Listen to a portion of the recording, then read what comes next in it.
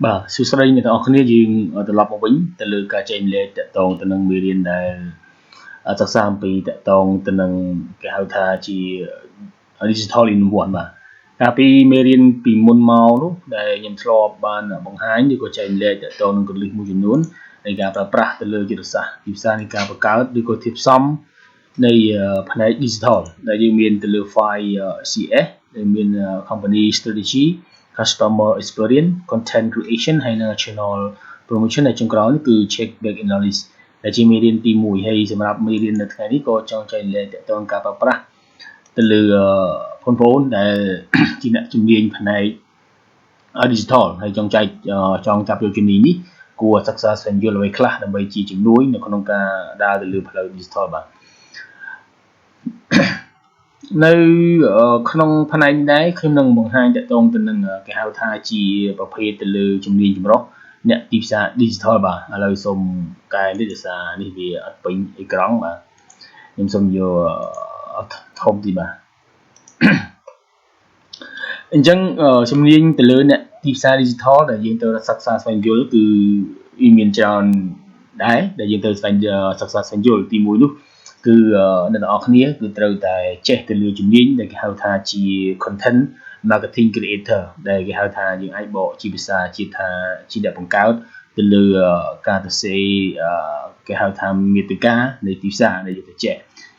จังการบังคับแต่เรื่องที่สามีติกานี่ก็สำคัญในในจุดเช็คแต่เรื่องจุดสามูจำนวนในการตัดสินเรียนตัดสินถึงไม่จะเสียดำไป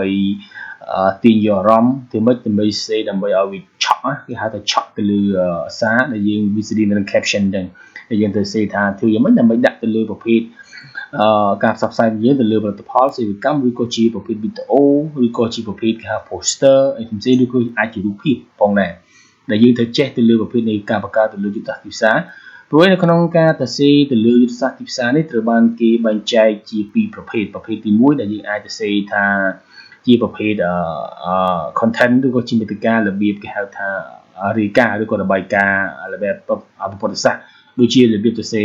ซาปอมีนแต่ยังเธอถือแต่เรื่องปฏิการไอ้มวยนั้นอันนั้นการทางจีประเภทที่มวยปัจจัยบางขนมซายุทธศาสตร์ระบบมาร์เก็ตติ้งคือยังเอาแต่เรื่องการทางนโยบายด้วยก็ใส่ยุทธศาสตร์นู้นแต่ยังเธอถือวิ่งแต่ยังถือเหมือนยังยุทธประกาศแต่เรื่องระเบียบตัวเซแต่เรื่องยุทธศาสตร์ในด้วยก็จิตศาสตร์ที่ให้ได้cái hào thái chi xa cho sát nâng cao sẽ làm bởi một sân để bây giờ sẽ tới nên có một phi tại ô đi có poster là mới kìm mưa tới cũng tin làm rộng mà dân thời chết từ lưu về content đi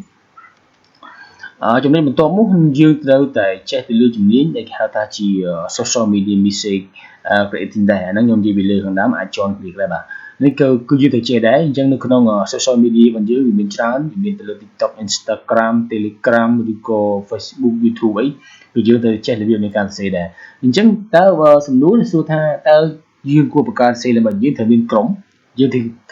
thời miền cống muốn cao bậc cao là bây do bổng cao từ lừa còn lừa đi cao từ xí mà từ lừa đi cao từ xí đấy cứ là bây giờ anh bị chụp này hay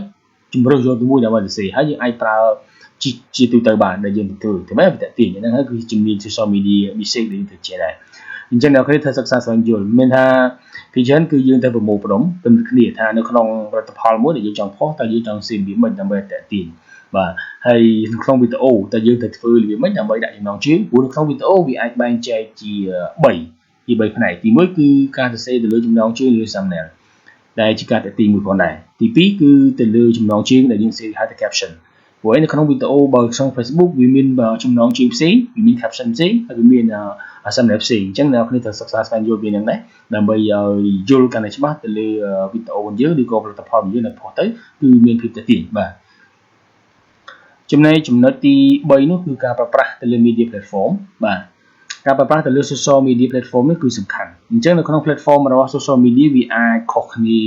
สั่งแต่งออกจังอุทธรณ์แล้วชั่วโมงอุทธรณ์แต่ในของ Facebook มวยในของ Facebook วิมีนcái hai ta chỉ landscape อันนั้น portrait แต่จะมี poster ใบแบบดอกตุ่มบนไปหรือก็ตุ่มโฮมใน Facebook ในปีปัจจุบันแต่วีอัปเดตแต่ยังถือผลักโดคือตุ่มโฮมจะแสดงจังเนี่ยคืออาจใช้แต่ละอินเทอร์เน็ตทางในของposter platform ทำไมนี่ตามมีหุ่นปนันไปโชว์นั้นคือสำคัญตามวิดีโอตรงไอ้ก็ยังทำเมื่อไหร่นั่นคือเจ๊ในของ Instagram แต่ยังมีประเภทไซต์ ទំហំប៉ុណ្ណាដែលយើងធ្វើហ្នឹងគឺជាបញ្ហាសម្រាប់អ្នកកាន់ social media ជាពិសេសអ្នកកាត់តវីដេអូនិងអ្នក design គឺជាចំណុចសំខាន់មួយដែលយើងត្រូវសិក្សាស្វែងយល់ហើយនៅក្នុង TikTok ក៏យើងសិក្សានៅក្នុង YouTube ក៏យើងសិក្សាហ្នឹងហើយគឺជាចំណុចដែលបងប្អូនត្រូវតែសិក្សាស្វែងយល់ពីវាផងដែរបាទនេះគឺជាចំណុចទី3ដែលយើងនិយាយអំពី social media platform ចំណុចបន្ទាប់ទៀតនោះគឺអ្នកជំនាញចម្រុះអ្នកទីផ្សារ digital ហ្នឹងត្រូវតែចេះខ្លះទី1ត្រូវចេះ graphic design ដែលនិយាយថាជារចនារចនាបថដែលមានកម្មវិធីនៃការកាត់តរូបភាពយើងមាន Adobe Photoshop Adobe Illustrator ឬក៏ Corel ឬក៏នៅក្នុងប្រភេទsoftware ផ្សេងៗទៀតដែលជាជំនួយក្នុងការ design បន្ទាប់មកអ្នកនរគ្នានឹងក៏ត្រូវតែសិក្សាស្វែងយល់ឬក៏ចេះទៅលើ photography ដែរដែលត្រូវចេះមានថាអ្នកគេមិនចេះ professional ហ្មងទេប៉ុន្តែត្រូវសិក្សាស្វែងយល់ពីវាទៅលើរបៀបនៃការប្រើថតរូបហើយនឹងរបៀបរូបដែលយើងយកមកដើម្បីថតនិងក៏កាត់តទៅលើផលិតផលរបស់យើងបន្តមកទៀតនៅក្នុងចំណុចនេះក៏យើងត្រូវយល់សិក្សាស្វែងយល់ទៅលើការប្រើប្រាស់ទៅលើវីដេអូដែរការថតវីដេអូតើយើងថតរបៀបម៉េចដើម្បីឲ្យវាស៊ីវាមានគេហៅថា close up ឬក៏ប្រភេទឆ្វេងស្ដាំឬក៏ចំពីមុខចំហៀងហ្នឹងក៏យើងសិក្សាស្វែងយល់ពីម៉េចហើយក៏ចេះរបៀបនៃការប្រើប្រាស់កាមេរ៉ាដែរដែលយើងត្រូវស្គាល់ស្អីជា shutter speed បាទស្អីជា ISO ឬក៏ស្អីជាគេហៅថា aperture ដែលយើងត្រូវចេះពីនឹងដែរព្រោះមេរៀនខ្លះគេអាចបង្ហាញនៅក្នុង YouTube ច្រើននៅក្នុង Google ច្រើនអញ្ចឹងយើងអាចសិក្សាទៅហើយយល់ទៅវាក៏ជាជំនួយដែរសារយើងអត់មានពេលទៅរៀននៅក្នុងសិក្ខាសាលាផ្សេងឬក៏វគ្គប្រំដាជួនកាលកម្មវិធីនៃការរៀនទៅលើ photography នេះវាថ្លៃមែនទែនអញ្ចឹងហើយអ្នកគ្នាអាចជាជំនួយក្នុងការសិក្សាស្វែងយល់ដែរហើយបន្តមកទៀតអ្នកគ្នាក៏ត្រូវចេះដែរនៅក្នុងចំណុចនេះគឺទៅលើការកាត់តវីដេអូដែលយើងចេះហើយកម្មវិធីណាខ្លះដែលយើងអាចប្រើបានយើងត្រូវគិតគូរខ្លួនឯងកម្មវិធីណាជំនួយជាពិសេសទៅគឺមានតែកម្មវិធីការកាត់ត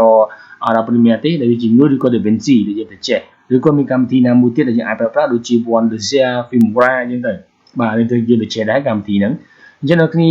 កម្មវិធីផ្សេងអាច Final Cut Pro អីក៏យើងអាចធ្វើគាត់ថាកម្មវិធីហ្នឹងវាប្រើជាមួយទៅនឹង iOS បាទអញ្ចឹងនេះគឺជាចំណុចមួយដែលយើងត្រូវចេះហើយអ្នកជំនាញចម្រុះអ្នកទីផ្សារ digital គឺ graphic ត្រូវចេះ photography videography ហើយនិង video editing ក៏ត្រូវចេះដែរហ្នឹងគឺជាចំណុចដែលយើងត្រូវសិក្សាស្វែងយល់ផងដែរចំណុចមួយទៀតគឺអ្នកនេះក៏ត្រូវចេះរបៀបនៃការវិភាគទៅលើទិន្នន័យដែលគេហៅថាជា analyze ឬក៏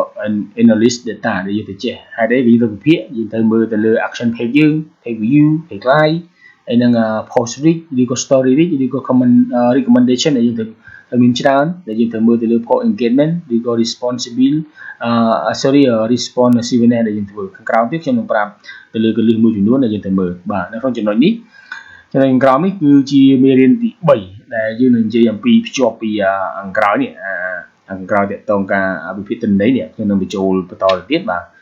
យើងមកមើលតកតងនឹងភ្ជាប់ពីលើមកគឺយើងត្រូវដឹងថាហ្នឹងដើម្បីចូលទៅចំណុចទាំងអស់នេះបានចំណុចទាំងអស់នឹងបានអ្នកគ្នាត្រូវតែចូលរកមើលនេះគឺដែលគេនិយាយថាតកតងនឹងរង្វាស់ប្រព័ន្ធផ្សព្វផ្សាយដែលគេហៅថាជា matrix បាទ matrix media matrix social media matrix ដែលយើងទៅយល់អញ្ចឹងនៅក្នុង social media matrix នេះវាមាន platform ដូចជាខ្ទង់3ហ្នឹងខ្ញុំព្រមចាំទៅមើលមេរៀនសិនបាទនៅក្នុង social media matrix នេះគឺជាទិន្នន័យដែលវាតកតងទៅនឹងភាពជោគជ័យនៃការបង្ខំហើយនឹងវាមានឥទ្ធិពលទៅលើទស្សនិកជនហើយនិងអតិថិជននៅលើវេទិកា platform ផងយើងផ្សេងៗបាទដែលគេហៅថាជា sharing matrix នៅក្នុង sharing matrix នេះគឺគេនិយាយទៅលើមានប្រមាណចំណុចដែលយើងនិយាយទី1នេះតកតងតែ Facebook ទេបាទគឺ engagement អីគេជា engagement នេះវាសំដៅទៅលើការចុចមើលបាទការចុចចូលមើលការ comment ការ like ឬក៏ឆ្លើយតបទៅលើការផ្សព្វផ្សាយរបស់យើងអាហ្នឹងហៅថាជា engagement អញ្ចឹងនៅក្នុង Facebook page របស់យើងគឺជាក្រុមហ៊ុនមួយដែលយើងទៅរកស៊ីទៅលើ Facebook ហ្នឹងគឺសំខាន់យើងត្រូវមើលតើអ្នកចូលមើលហ្នឹងមានប្រមាណហើយ comment គេមាន comment អត់ហើយការចុច like comment អត់ហើយនឹងការឆ្លើយតបទៅនឹងការផ្សព្វផ្សាយរបស់យើងដែលយើងត្រូវមើលចំណុចបន្ទាប់នោះគឺ reach គឺជាចំនួនមនុស្សដែលបានមើលឃើញនៅមាតិកាឬក៏ក្រុមសារដែលនៅលើ page របស់យើងអញ្ចឹង reach ដល់ប៉ុណ្ណាយើងអាច follow តាមហ្នឹងយើងអាចចូល insight ទៅមើលទៅជាទិន្នន័យដែលគេបង្ហាញ insight ហ្នឹងបាទចំណែក follower នេះគឺសំខាន់គឺជាមនុស្សដែលគឺជាចំនួនមនុស្សដែលគាត់បានចុច follow page របស់យើងអញ្ចឹងនៅក្នុងមួយថ្ងៃនៅក្នុងមួយសប្តាហ៍មួយខែតើមានអ្នក follow page របស់យើងបានប្រហែលអ្នកដែលយើងត្រូវមើលរបាយការណ៍ទាំងអស់ហ្នឹងហើយមូលហេតុអីបានគេអត់សូវ follow អាហ្នឹងយើងជួយទៅគិតទៅលើ page របស់ដែរបាទបន្តមកទៀតតកតងនឹង impression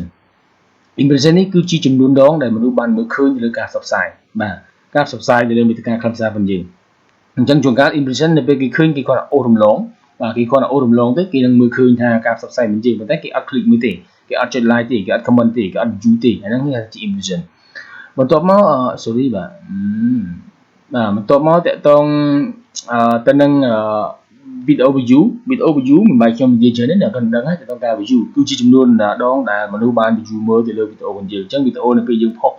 មួយវាអាច view ដល់ប្រហែល100 200 500ឬក៏ 1k ឬក៏លើសពីហ្នឹងដែលយើងត្រូវមើលគុណភាព video របស់យើងហើយ video ហ្នឹងវាមានប្រយោជន៍ដល់អ្នកមើលអត់ទៅ video ហ្នឹងកាលណាយើងធ្វើលក់ទៅផលិតផលផ្សេងតិចក៏គេមិនសូវមើលដែរដោយសារតែ video នៅពេលយើងធ្វើអ្វីគឺជាស្រាប់ប្រយោជន៍សម្រាប់អ្នកមើលនៅពេលគាត់មើលទៅគាត់ share ទៅវានឹង reach ទៅលើ brand របស់យើងដល់លើផលិតផលរបស់យើងដែលយើងត្រូវធ្វើដែរបាទអញ្ចឹងនៅក្នុងយុទ្ធសាស្ត្រនៃការធ្វើមួយចំនួនគេតែនិយាយថាពេលខ្លះយើងកុំលក់តែផលិតផលយើងទៅលក់គំនិតខ្លះដែរដោយសារការលក់គំនិតហ្នឹងវាចូលជាមួយនឹងផលិតផលជាបាត់ហើយអញ្ចឹងវាបានយើងទាំងពីរបាទចំណុចមួយទៀតគឺតាក់ទងនឹង profile view បាទ profile visit តើគឺជាចំនួនដែលអ្នកចូលមើលប្រវត្តិ profile របស់យើងមានអត់អញ្ចឹងយើងចូលមើលក្នុងនោះទៅគឺមានដែរបាទនៅក្នុង insight គឺមានលម្អិតទាំងអស់ហ្នឹង tag គឺជានៅពេលដែលទស្សនិកជនបានបន្ថែមឈ្មោះទៅនៃទម្រង់ទៅលើក្រុមហ៊ុនឬក៏ hashtag អញ្ចឹងអា tag នេះវាមានន័យថានៅពេលដែលយើងផុសអីមួយឧទាហរណ៍ឥឡូវយើងផុស promotion ថាផ្ដល់ជូនពិសេសអញ្ចឹងគេដាក់ tag ពីក្រោយបាទគេដាក់ tag នេះ tag គេហៅថា hashtag នេះគឺនៅប្រមុខទៅលើឈ្មោះរបស់យើងឧទាហរណ៍ឥឡូវខ្ញុំមានឈ្មោះខ្ញុំអញ្ចឹងដាក់ hashtag ហើយខ្ញុំវាយឈ្មោះខ្ញុំពីក្រោយ hashtag ហ្នឹងបាទមាន hashtag វានៅពីមុខចំណែកឈ្មោះដែលយើងចង់ដាក់ហ្នឹងគឺនៅពីក្រោយដូចជាអ្នកខ្លះទៅគាត់ដាក់ថាសេចក្តីសុខអញ្ចឹងទៅឃើញធ្លាប់ផុសវាមានhashtag រៀងពណ៌ខៀវអីហ្នឹងគឺតើតើហ្នឹងគេហៅថា hashtag បាទបើនៅក្នុង YouTube គឺបើ tag អញ្ចឹង tag ច្រើននៅពេលគេ research ទៅវាស្តីនឹង keyword ដែរគេឆែកអញ្ចឹងណាគឺវាចេញទៅហ្នឹង report នេះគឺសំខាន់ដែរ report នេះវាមានន័យថាសមាជិកនៃទស្សនិកជនបង្ហោះខ្លឹមសារនៅលើកម្រងព័ត៌មានរបស់ពួកគេមានន័យថានៅពេលដែលយើងផុសចូលនៅក្នុង page ហើយបន្ទាប់មកទៀតបុគ្គលិកឬក៏អតិថិជនរបស់យើងគាត់នឹងយកទៅផុសម្ដងទៀតអាហ្នឹងគេថា report បាទផុសសារឡើងវិញអញ្ចឹងវាកាន់តែ reach បាទជួនកាលគាត់អាច copy link ទៅបាទគាត់ copy link តែមិនមែន share ទេ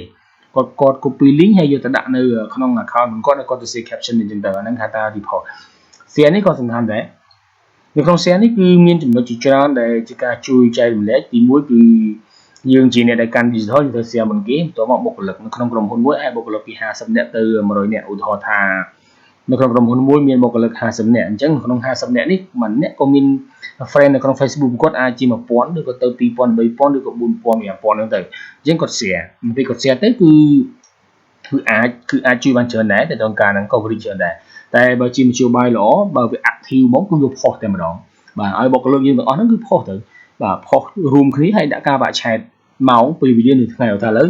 រៀងរាល់ថ្ងៃច័ន្ទអញ្ចឹងម៉ោង11គឺជាពេលវេលាមួយដែលមនុស្សអាចមើលច្រើនឬក៏ម៉ោង4ឬក៏ម៉ោង5អញ្ចឹងយើងចែកគ្នាផុសតែម្ដងហើយដាក់ caption ទៅមួយទៅបាទហ្នឹងហើយគឺជាចំណុចមួយដែលក្រៅហើយវា active ហើយមានថាបុគ្គលិកទាំងអស់ហ្នឹងគឺចូល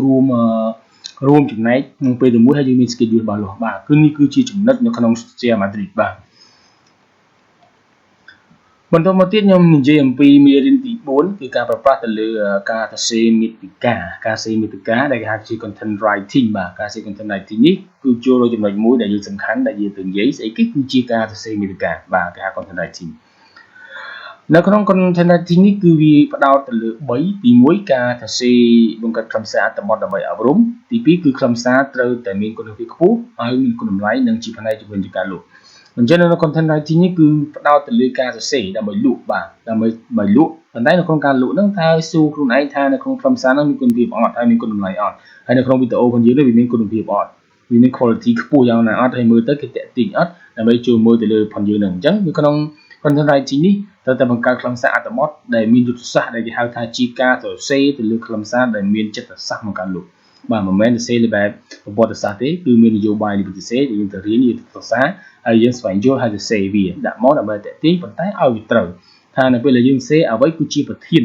នៅក្នុងការសរសេរហ្នឹងដែលគេហៅថាជាគោលដៅរបស់យើងសរសេរឧទាហរណ៍ថាយើងសរសេរទៅលើការលក់ផលិតផលតើលក់ផលិតផលហ្នឹងសំដៅទៅលើវ័យប៉ុណ្ណាអញ្ចឹងយកវ័យយុវវ័យឬក៏យុវជនហ្នឹងយកមកដាក់នៅអន្តរធ្វើជាប្រធានបទថាធ្វើជាប្រធានដែលថា subject ហ្នឹងគឺសំខាន់ជាងគេដែលយើងត្រូវគិតហ្នឹងហើយគឺជាចំណុចមួយដែលយើងត្រូវគិតក្នុងការសរសេរទៅលើ content នៅក្នុងប្រភេទ content នេះគឺ content writing នេះយើងមានប្រភេទជាច្រើនប៉ុន្តែខ្ញុំយកមកតែចំនួន8ទេជាការលម្អិតខ្លះទី1គឺ blog post ឬក៏ blog post នេះយើងអាចនិយាយទៅនឹង interview ដូចជា website web ហ្នឹងគឺទៅនឹង blog post ហ្នឹងហើយចំណែកទី2នេះគឺ copywriting នេះគឺការសរសេរវិពណ៌នាអំពីផលិតផលឬក៏សេវាកម្មរបស់យើងដែលយើងហៅថាជា copywriting បាទចំណែកទី3នេះគឺ ghost writing នេះគឺសំដៅទៅលើការសរសេរបែបជាអត្ថបទបាទអត្ថបទអប់រំអត្ថបទទៅលើអាជីវកម្មអត្ថបទទៅលើផលិតផលឬក៏អត្ថបទទៅលើអប់រំអីផ្សេងៗហ្នឹងគឺយើងសរសេរអត្ថបទហ្នឹងហៅថា ghost writing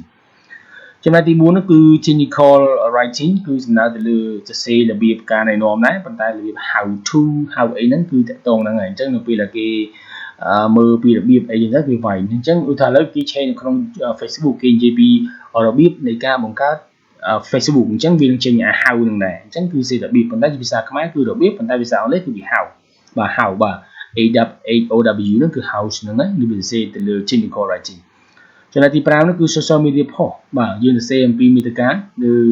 ការ post ទៅលើប្រព័ន្ធផ្សព្វផ្សាយសង្គមផ្សេងៗដែលយើងត្រូវសរសេរហើយទី6គឺ brand journalist គឺ brand story គឺយើងសរសេរអំពីប្រវត្តិសង្ខេបរបស់ម៉ាកយីហោរបស់យើងដើម្បីឲ្យគេស្គាល់កាន់តែច្បាស់ថានៅក្នុងម៉ាកយីហោរបស់យើងនោះវាមានអីខ្លះដើម្បីធ្វើការលក់លើផលិតផលទៅកាន់ទីផ្សារទូគោលដៅអតិថិជនដែលសំខាន់ដែលហៅជា brand story ទី7នេះគឺ email writing ការសរសេរលក់នៅតាមប្រព័ន្ធ email ហើយភាគច្រើនដែល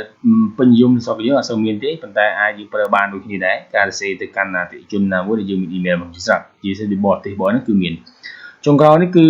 script writing ការសរសេរ script ដែលសំខាន់ដែលយើងត្រូវមើលព្រោះនៅក្នុង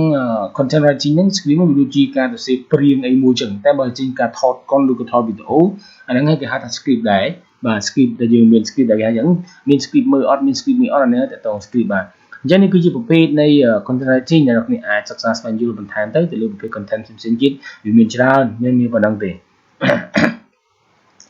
បាទហើយខ្ញុំសូមបញ្ចប់ប៉ុណ្្នឹងសិនហើយចាំវីដេអូក្រោយខ្ញុំនឹងបង្ហាញតកតងនឹងអ្នកទីផ្សារ digital ម្ដងតើវាមានអីខ្លះតកតងនឹងផ្នែកហ្នឹងនេះវាមានច្រើនដែរនឹងមើលបាទអញ្ចឹងយើងជួបគ្នាសម្រាប់មេរៀនក្រោយទៀតអរគុណច្រើន